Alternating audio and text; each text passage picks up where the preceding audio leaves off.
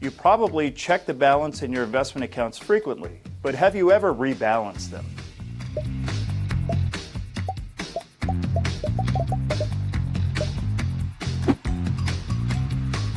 When parts of your portfolio grow or decline in value, that can throw your preferred asset allocation and exposure to risk out of balance.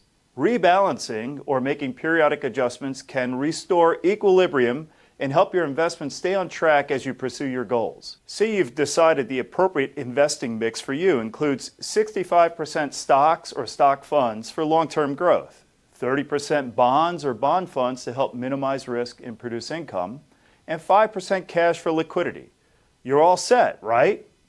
But wait, if the stocks you own grow in value and become a larger share of your portfolio, you could be taking more risk than you intended. If bonds outperform stocks, your portfolio could become too conservative, slowing the growth you need to help you pursue your goals. So how can you rebalance? To restore your portfolio to your preferred asset allocation, you may need to sell one type of asset that's done well and use those gains to buy assets that have lagged. Remember, not all stocks and bonds are the same.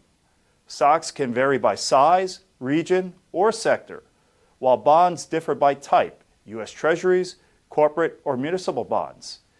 Each has different risk and return characteristics, so consider rebalancing within those asset classes as well. It's a good idea to rebalance at least once a year and more frequently when markets have been volatile. If you work with an advisor, they can help you rebalance to align your preferred asset allocation, risk tolerance, and timeline. And that's a look at rebalancing. Thanks for watching, and stay tuned for more Translation Please videos.